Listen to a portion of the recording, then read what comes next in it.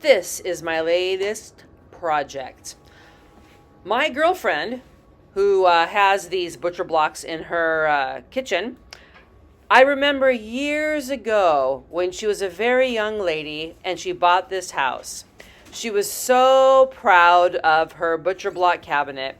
And after getting married and having two lovely, wonderful children and a lovely husband, time gets away from you. So she turned 50 years old, and I thought, what a better gift to give than to redo her butcher block.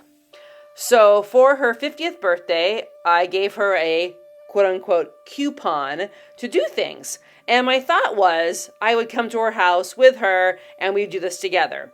But it's we had a holiday and I thought, yeah, I can do this by myself. And so when she's with her family and friends, she can come back to a lovely cleaned up kitchen. So my husband said, well, I'll come with you. And I said, oh, okay. So my husband and I drove down to her house, and he did most of the sanding, and I thought I could do other things like clean the tiles. And then I realized that her oven had some pretty hard stains to get rid of. So I like to be busy, so I vacuumed her front area, and then I cleaned her tiles, and then, this is the secret, she asked me what I did. I used watered down sandpaper of 90 grit with Clorox bleach wipes to clean it off. So I wanted the Clorox bleach wipes to clean off her tiles and everything. So I went downstairs to her bathroom and found an unopened package. Sorry. And I opened it up and I came upstairs and I watered down an 80 grit sandpaper. And then I just started very gently wiping down the top of the oven. So pretty soon you'll see that. Anyway, so while I was doing that, my lovely husband started out at 80 grit sandpaper, and we're using Surf Prep sander, which makes no dust whatsoever. My friend's very lovely husband also brought his shop vac, and we used that to sweep up any little debris that did fall on the ground. So we swept up her whole kitchen, vacuumed it up and everything to make it all tidy. So you can see, I think she has probably had these butcher blocks, I'm thinking 20 years? Because she has been married for 12 years, and it happened before that. So I could be wrong, but I'm thinking these have been around for 20 years. And I think she bought these from IKEA, and she also bought the linseed oil that goes along with this. Now, if you are redoing butcher blocks, countertops, it is so easy. You start out at, here's a good example. We don't live here. So when we got there, all we did is wipe down the tops. We did not put any kind of oil remover. We did not do anything except for what you're seeing right here. We kind of just got a wet towel and wiped it off, and that was it. Now, oftentimes I hear on YouTube that you have to make sure you clean everything off really well with a TSP so you get the oil off and blah, blah, blah. Well, that's true if you want to use your sandpaper for a longer amount of time. But it does not grind the dirt into the wood. As you can see by the sandpaper I showed, all of that oil and the dirt gets stuck in your sandpaper. So if you watch until the very end, you will see that it's amazing. It turns out beautifully.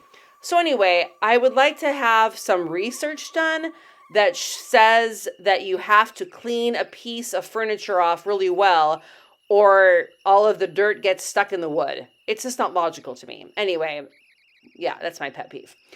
So after we sanded this whole thing with 80 grit sandpaper, then we went up to, I believe it was 120 We sanded the whole thing again, which took a lot less time because it was all nice and tidy and clean. And then we sanded the whole thing again with 220. And then I went around, and there were some little areas that were more water damaged, so I did a little bit more of that. So you can see all those little things jumping around.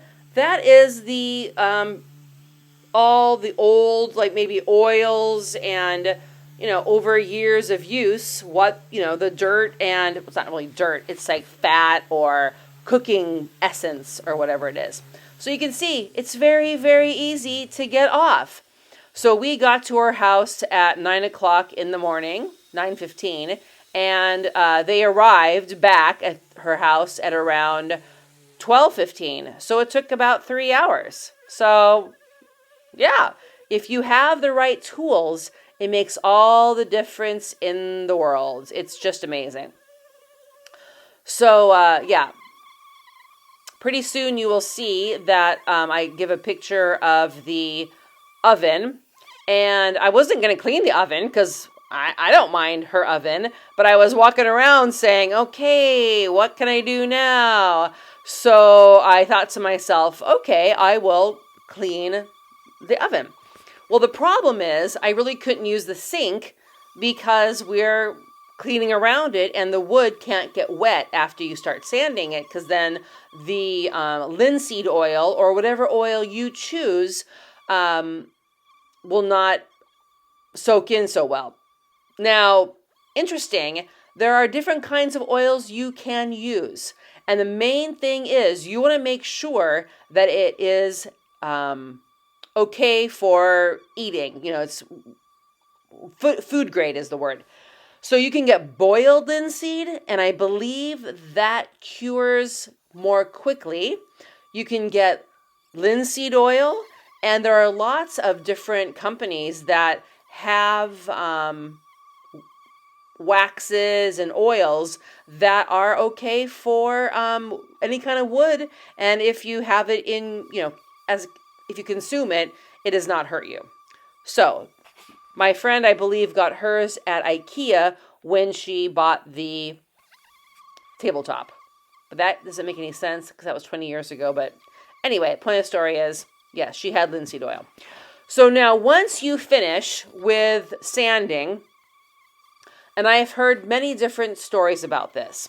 One person's video I watched, they said you should go from 80 to 100, 120, 150, 220 is the last one. And I thought, that's a lot. That's crazy. So you can see before and after. Here is her oven. And all I did is moisten an 80 grit sandpaper. Here you can see the 80 grits that we used. And I just very gently scrubbed all the dirt out. It was great. Okay, so here it is after, but we do not have the oil on it.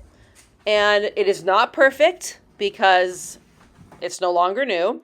Here is the linseed oil that she bought from IKEA.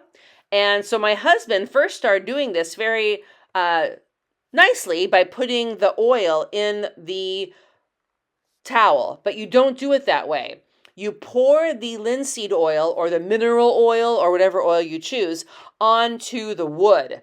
And then just like now he's doing it right. Yes. And then you spread it around. And the reason for that is because once you pour it all on, you will see it soak into the wood. And that is what keeps the water from the kitchen from ruining the wood. So if you just put it on sparingly, it is not a good idea.